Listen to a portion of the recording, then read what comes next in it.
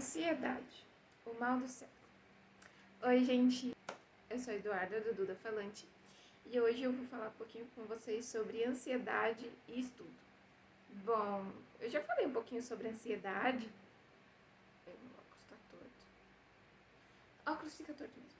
Enfim, eu já falei um pouquinho sobre ansiedade com vocês, né, que eu sofro de ansiedade desde da minha infância, do início da pré-adolescência, por aí, tipo.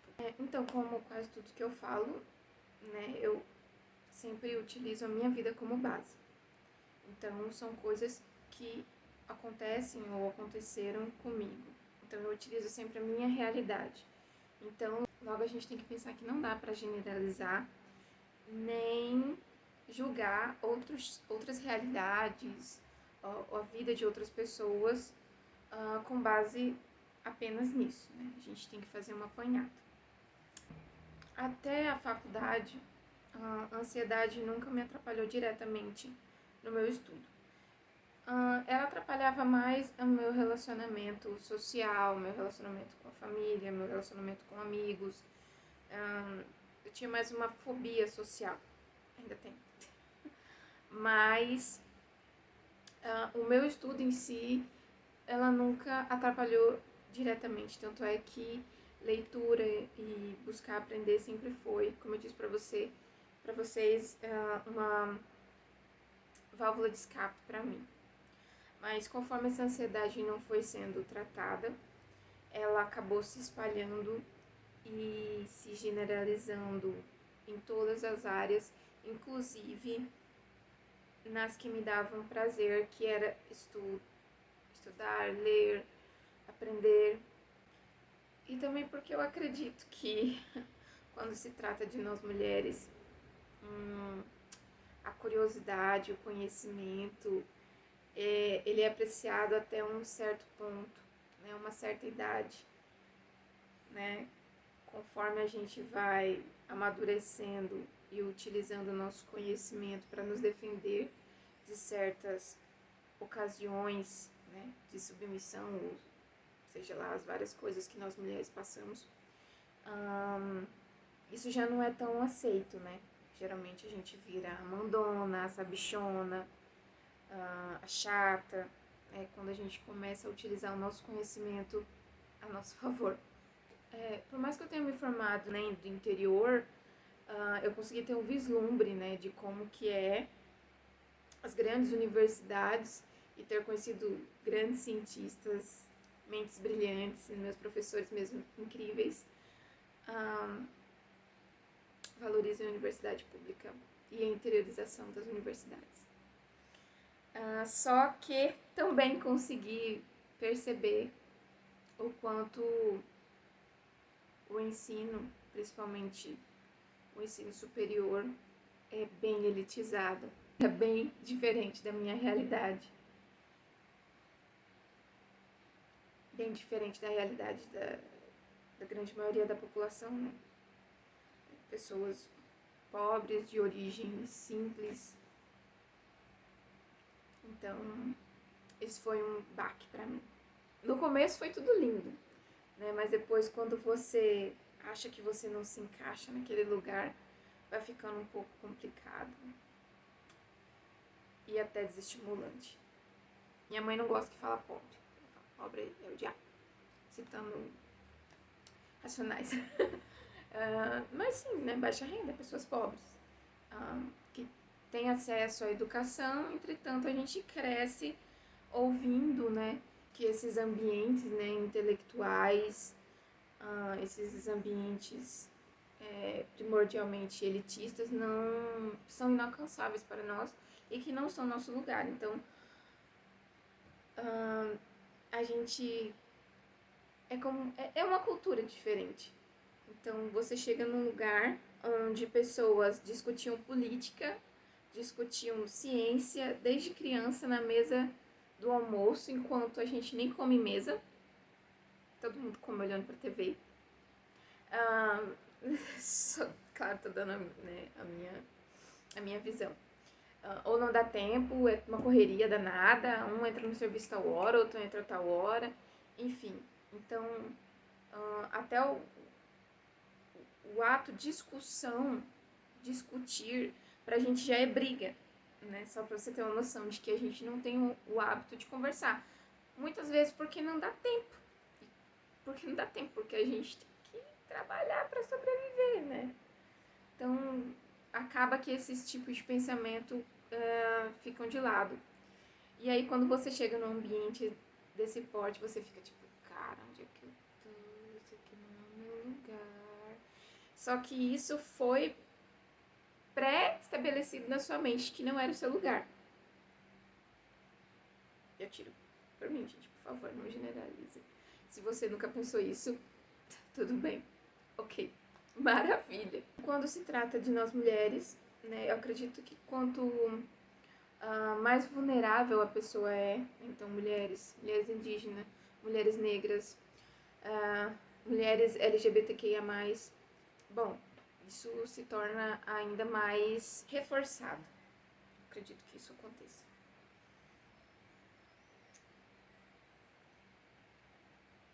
Bom, esses tipos de fala se tornam mais cruéis porque geralmente são estabelecidos quais são as nossas oportunidades, as nossas escolhas, as nossas alternativas, né? Então, tipo assim, você pode ser isso, ou seja, se limita muito.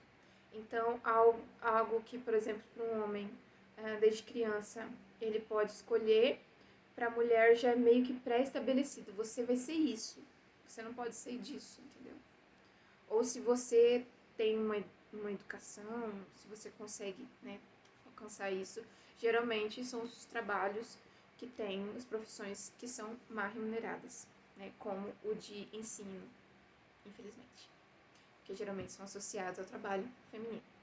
E eu ainda por cima fiz licenciatura em biologia, então ciências e educação, mulher, pronto, tudo que o povo só mete pau agora. Eu não sei se vocês já ouviram falar de um ditado, que é uma mentira tantas vezes, né, muitas vezes ditas, que ela se torna realidade. E eu acredito que esse pensamento de que é reforçado durante a infância, o crescimento de pessoas de baixa renda, mulheres pobres, de diferentes etnias, mas principalmente pessoas pobres, de que lá não é o seu lugar, e a falta de representatividade disso aumenta essa verdade. Verdade entre aspas, porque ela é uma mentira, né? Só que ela é tão várias vezes dita e de tantas outras formas reforçada, que ela acaba virando uma verdade na nossa mente. E por que eu trouxe esse tema pra vocês? Porque eu tô passando por isso. Então, comecei com ansiedade, né? E por quê? O que tem a ver da ansiedade com nada? Então, depois que eu saí da universidade, começou a pandemia também, né, pra ajudar. Eu comecei a pensar que pra que eu fiz aquilo. Então, aquela verdade de que lá não era o meu lugar foi se reforçando tanto na minha mente que eu acabei acreditando. E agora tá bem difícil voltar. Então, quando eu começo a estudar, em menos de meia hora, a crise de ansiedade ataca. E aí a gente sabe, né? Remédio de ansiedade que ele faz. Te acalma tanto que você não consegue ler, né? Porque você começa a ler depois que tá rezando o Pai Nosso. Porque, infelizmente, ele deixa a gente grogue. Né? E aí, o que você faz? A ansiedade não deixa você estudar. Né? Dá os sintomas de ansiedade, não vou te citar. Né? Porque é muito gatilho das pessoas que vão assistir. E eu sempre gostei muito de ler. Desde que eu terminei a faculdade, eu não consegui ler um livro. Coisa que eu fazia, né? Eu já citei isso pra vocês. Então, ou seja, a ansiedade, ela se espalhou em todas as partes da minha vida. Também por não ter sido tratada, né, no início, essa é a importância, né, de um tratamento inicial de crianças, adolescentes, adultos, idosos também. O único lado bom disso é que quando a gente encontra o problema, ou o que pode ser o problema, a causa, né, a gente consegue ter o tratamento mais eficaz. Né? Não que ele seja rápido, não que ele seja indolor, né?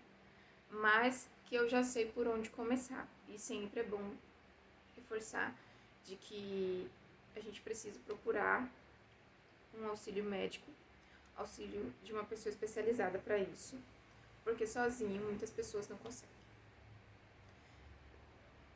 Eu tô um pouco ansiosa, eu acho que dá pra vocês perceberem. Faz algum tempo. Mas falar sobre isso, como eu já disse, falar é muito bom. Às vezes parece que a gente não sai da estaca zero. Mas um dia de cada vez a gente consegue ver que deu um passo. E que saiu do lugar, querendo ou não, dando um passo de cada vez você sai do lugar. Bom, esse vídeo eu não quis expor tanto assim, porque a minha saúde mental, a minha... de todo mundo, na verdade, né, gente? Como a gente vive em sociedade, tudo envolve outras pessoas. E citando casos, você pode citar pessoas, direta e indiretamente. E a minha intenção é só mostrar pra vocês como a ansiedade, quando ela não é tratada no início, depois pode ser que seja pior. E que talvez o que você acha que é preguiça é só uma verdade, uma mentira, né, que foi falada tantas e tantas vezes pra você, que acaba se tornando verdade dentro da sua mente e você acaba acreditando nisso. E esse é a grande questão, né, de que acontece com pessoas que têm ansiedade e depressão e pessoas que não têm, né? A gente acaba acreditando nessas verdades. E outras pessoas não conseguem, né, lidar bem com isso, né? Isso varia de pessoa para pessoa. E eu acredito que não deve ser tão fácil, já que ansiedade é o mal do século, como todos falam, né? Então, uma brincadeira nem sempre é tão... não é sempre interpretada como você acha, uma piada, ou os reforços que as pessoas acabam dizendo pra você de desânimo. Então, se você for falar alguma coisa que vai desanimar a pessoa, que vai desmerecer os sonhos dela, ou que ela almeja pra vida dela, fique quieta. Só fique quieta. Sabe, se não der certo, essa pessoa vai perceber. E às vezes a gente só precisa de alguém pra dizer, tudo bem, se não der certo, eu vou estar aqui pra te dar apoio moral. Porque o dinheiro não tem, entendeu? Bom, moral da história. Um dos erros que eu cometi e que reforçaram isso na minha mente foi ficar me comparando a outras pessoas da própria universidade, me comparando a professores. Olha a ideia. Então, ficar comparando a sua realidade, o que você tem com outras pessoas, não vai dar certo.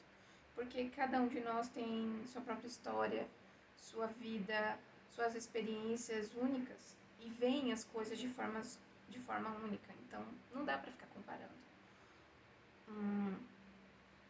Uma crítica para uma pessoa pode ser extremamente construtiva, enquanto para outra pode ser extremamente desconstrutiva. Então, não ter tanta pressa, não se cobrar tanto, porque o mundo já cobra muito da gente, né? A humanidade, todo mundo, família, na universidade, todo mundo vai te cobrar, então talvez você não se cobre tanto. Seja uma boa ideia. Sendo pobre já é mais difícil, porque, por exemplo, se reprovasse, tudo bem, não consegui passar nessa matéria, tá, mas se eu reprovar em outra, se eu ficar, eu perco minha bolsa, aí se eu perco minha bolsa, eu paro de estudar, porque eu não tenho condição financeira, minha família não tem condição financeira de me sustentar, entendeu? Você tá vendo como as realidades são diferentes umas das outras? Pra uma pessoa que já é tranquilo morar com outras pessoas, morar numa república, para outra já não é, né? Para uma pessoa já é, para uma pessoa tá estudando, já tem filho, outra não tem, entendeu? Tem tal religião, entendeu? Então, não tem como generalizar. E eu quero dividir com vocês essa experiência porque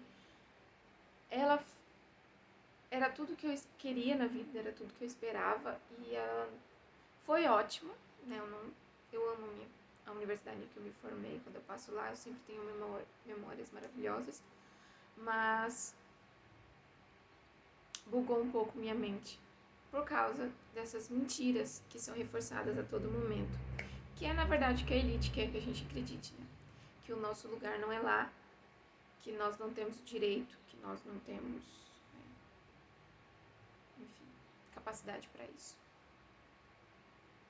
E a gente acaba acreditando, porque isso é reforçado a todo momento.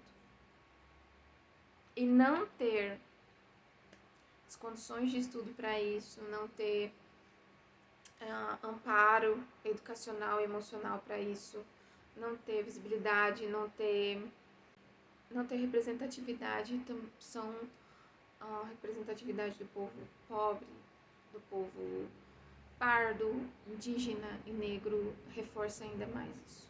Então, parece ainda mais que é inalcançável e que ali não é o nosso lugar, porque nós não conseguimos ver exemplos, né? Temos poucos, temos, tipo, exemplos extremos e tal. Então, fica complicado. Gente, me desculpa se eu não tô conseguindo ser tão animada, né?